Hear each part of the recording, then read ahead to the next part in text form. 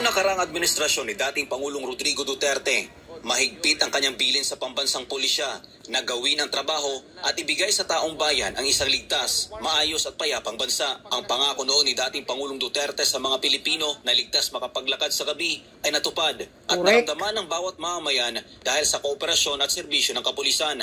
Dahil dito, bumalik ang tiwala at respeto ng taong bayan sa kapulisan. Ngunit sa pagpasok ng Marcos administration, ay biglang nagbago ang Philippine National Police or PNP sa pamumuno ni Romel Marbil. Ito'y matapos ang ginawang karumal-dumal na pagsalakay na naka-full battle gear ng mga PNP staff at PNP CIDG sa mga religious compound ng Kingdom of Jesus Christ o KOJC. Ang nasabing iligal na pag-atake ay nasaksihan ng milyon-milyong Pilipino dahil sa ginawang pang-aabuso at pambabastos ng PNP sa mga KOJC members. Maraming Pilipino ang nagalit sa kanila, ngunit imbis na itama ang kanilang mali, hindi pa rin nagising sa katotohanan ng kapulisan.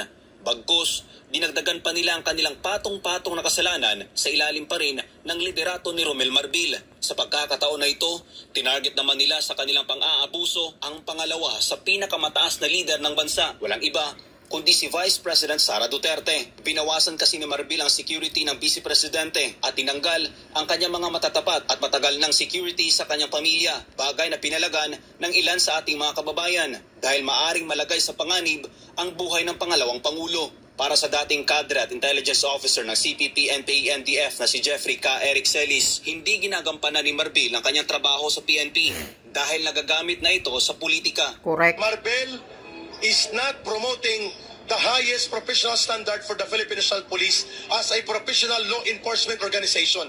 Marbil is promoting patronage politics, transactional politics like an armed goons na hindi dapat ginagawa sa PNP. Para sa kanya, naawa siya sa mga matitinong pulis na nadadamay sa kabulastugan. Damay talaga kayo. Kawawa ang mga matutuwid at matitino ng mga opisyal ng PNP na nadadamay dito sa unprofessionalism, unethical conduct na ginagawa ng GPNP na ito. Para naman sa dating tagapagsalita ng NTF-ELCAC na si Dr. Lorraine Badoy, si Marbil ang dahilan kung bakit kinamumuhian na ngayon ng mga Pilipino ang PNP. Yes. So, makikita mo na itong Marbil na ito, ang rason kung bakit maraming tao ngayon kinamumuhian at nawawala ang tiwala sa PNP. Exactly. Kaugnay nito, sinabi ng isang geopolitical analyst na si Herman Camentong Laurel na ang pagbaba ng trust ratings ng mga pulis ay bunga ng liderato ni Bongbong Marcos Jr. Yes. It's all Isa part pa of yan. the incompetence ng administrasyon po ni Bongbong Marcos at yung mga prioridad na hindi po natin maintindihan. So, napakalungkot po that this is happening. Walang hustisya naman kung ituring ng dating presidential consultant na si Jose Alejandrino ang ginagawa ngayon ng administrasyon ni Bongbong Marcos. Anya, wala nang tiwala ang taong bayan sa gobyerno dahil sa pinaggagawa nitong pang-aabuso sa kapangyarihan. There is so much injustice being done by this government. Exactly. That is why the trust rating of Bongbong Marcos has fallen and will continue to fall. Exactly. Because they no longer believe in this government. Yes. Para sa Diyos, Tama ka. Babagsak pa talaga yan ang trust rating ni Marcos Jr. Totoo. Wala nang tiwala ang taong bayan sa iyo, Marcos Jr.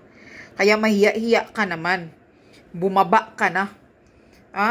Bumaba ka na at huwag nyo nang pagdiskutsahan si Sara Duterte dahil kahit ano pa ang gagawin ninyo, hindi nyo kaya ang mga Duterte at lalo ninyong pinapagalit ang taong bayan sa ginagawa ninyong pang-aapi ngayon kay Sara Duterte. Tandaan nyo yan. Tapos ngayon, tingnan mo yung pagtanggal nyo ng mga security ni Sara. Ang akala nyo, magmamakaawa si Sara Duterte? Maraming mga magbulunter. Maraming gustong mag-security kay Sara Duterte kahit mga MNLF. Gusto nang magbulunter kahit pa yung mga NPA na nagbalik loob sa gobyerno. Diyan nyo makikita kung gaano kamahal ng mga tao, ordinaryong tao ang mga Duterte. Kaya kayo, Tambaloslos, ikaw Romualdez, ikaw Marcos Jr., ikaw Lisa Butod, Lisa Satanas, ikaw Marbil, kahit ano pang papabagsak nyo kay Sara Duterte, hindi nyo kaya.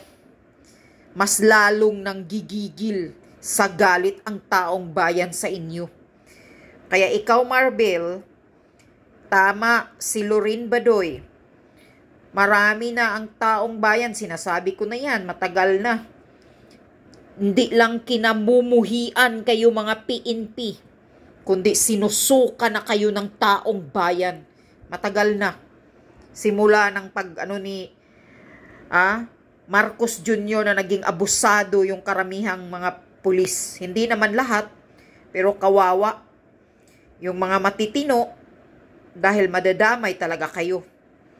Madadamay talaga kayo sa mga paghusga ng taong bayan sa inyo mga PNP. Dahil mga abusado ang karamihan ngayon, mga pulis. Kita nyo yung ginagawa nila ngayon sa Kingdom of Jesus Christ. Yung 24 hours, andyan sila nagpaaligid-aligid.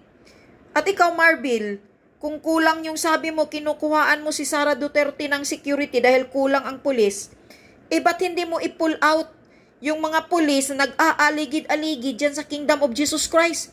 Anong ginagawa nila doon sa Davao? Na nag-aligid-aligid doon sa KOGC area? Yan ang kukunin mo, Marbil. Ibalik mo dyan sa Maynila. Walang hiya ka. Kapal ng mukha mo. Isa kang hippie. Yan, hindi lang kayo sinusuka ng tao. Kinamumuhian, nanggigigil ang taong bayan sa galit sa inyo, mga PNP. Pasensya na doon sa mga matitino. Hindi naman lahat. Pero karamihan, ngayon, under Marcos administration, mga abusado. Abusado kayo.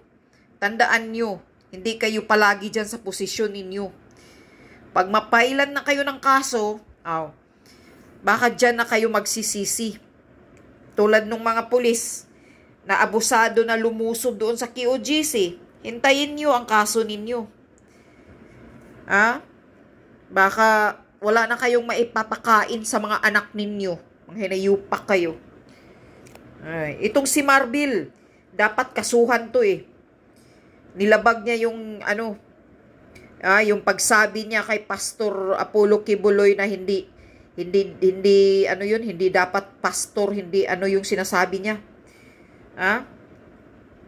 Ikaw, sino ka na magsasabi ka kay pastor?